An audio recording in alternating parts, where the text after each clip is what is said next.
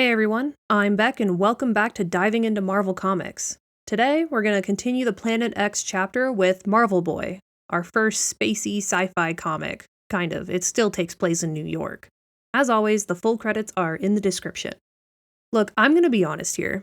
When I first read this comic, it was super confusing and I had no idea what was going on. I actually didn't care too much for this comic at all. But now I've done some research and I kinda sort of understand it now, so here's what you need to know going into this. Our main character, Novar, is a multiversal traveler from Earth 200080, who also happens to be Kree, one of the alien species common to Marvel Comics. His triple helix DNA has been altered with insect genes so he can spit hallucinogenic saliva and has poison nails, among other bizarre abilities. So our story begins with Novar and his crew hopping realities in an unstable way. They end up in the 616 universe flying through Earth's atmosphere when the ship is shot down. Novar is the only survivor, and among the crew were his parents and his girlfriend. Novar ends up in a weird bubble taken captive by a guy named Dr. Midas.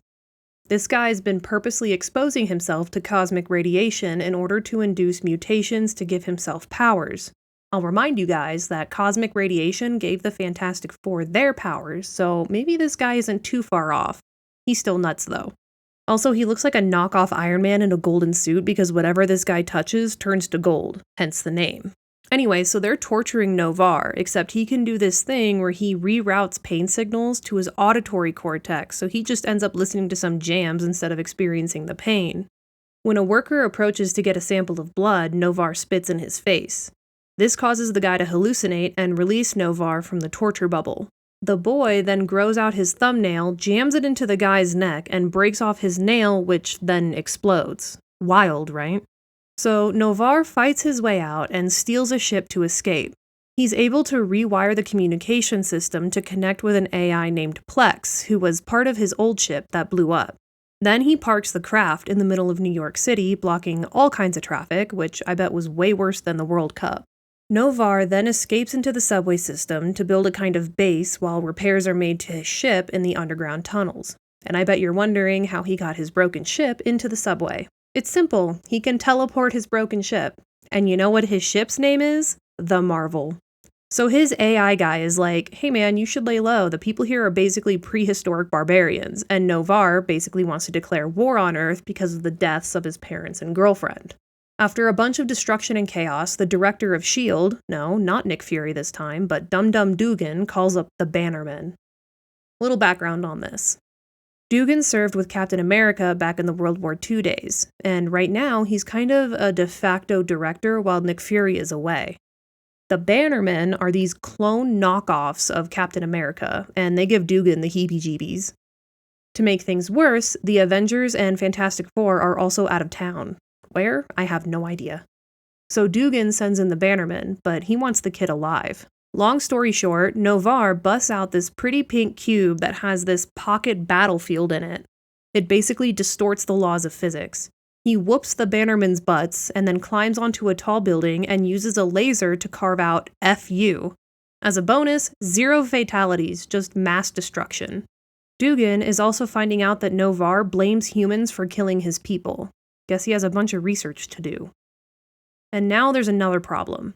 A weird sentient corporation called Brand Hex is taking over, slowly but surely, by recruiting people to work for them and then basically making them zombies. And the CEO of the company, his name is Mr. Greepy. I mean, Greepy? Come on, dude. This turns out to be Novar's problem because Hexus, which is basically an idea that grows by hiring employees and then devouring its rivals, escaped from his ship's containment system. Novar doesn't really want to take care of the problem because he hates Earth and humans so much, but Plex argues that it's his responsibility because it escaped from their little brig. Reluctantly, Novar forms a plan to fight Hexus. He also ignores every warning Plex gives him regarding Hexus, so that's cool. He honestly acts like a rebellious teenager, but I'm pretty sure that's the point here. However, Novar actually has a great idea that takes Hexus down. He leaks all of their important corporate secrets to their competitors. Now they have no advantage, and their stock plunges overnight, effectively destroying the company. Exhausted, Novar searches for something to eat. Fortunately, or maybe not so fortunately, he can metabolize garbage.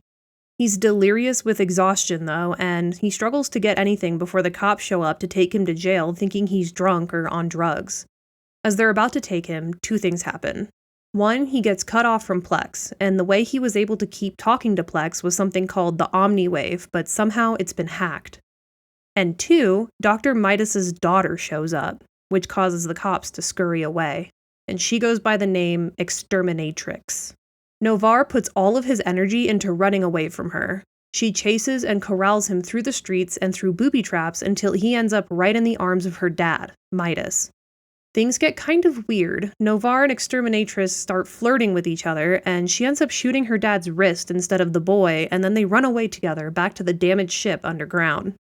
So Plex gets to work on literally knitting Novar's body back together while Midas recruits telepaths from S.H.I.E.L.D. to track down the boy and his daughter. When Novar recovers, which is pretty fast honestly, he starts to get into an argument with Exterminatrix. He talks about how awful and primitive Earth is, and she asks, well, what makes you so dangerous? Because to her, he's just an alien boy with a vendetta.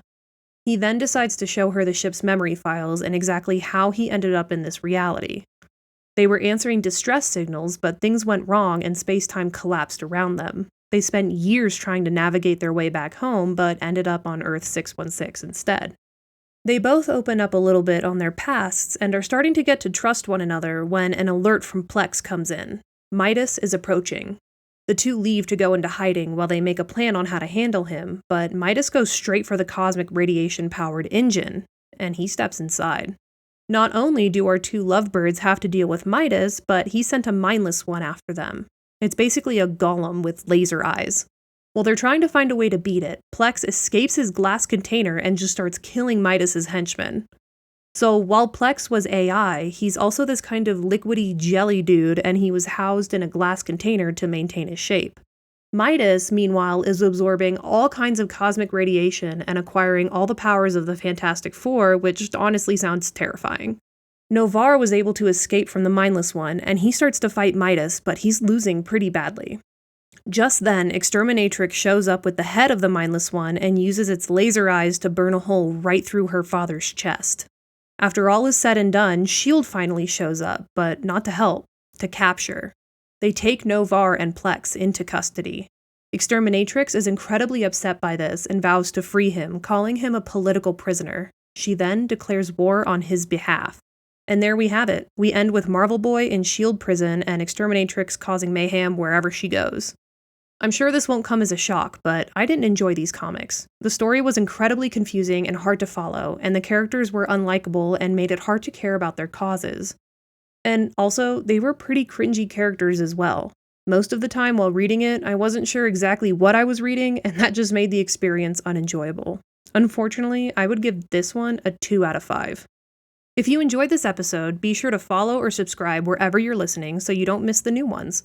If your app lets you leave a rating or review, I'd really appreciate it. It makes me so happy to see the reviews and read the comments. You can also follow Diving into Marvel Comics on social media, where I post episode updates, favorite panels, and sometimes I'll post a comic cover. Next time on Diving into Marvel Comics, we're visiting the X-Men with one issue of Uncanny X-Men. But don't worry, on the same day, you'll also get the first 4 issues of Extreme X-Men. Until then, thanks so much for listening, and keep diving into Marvel Comics.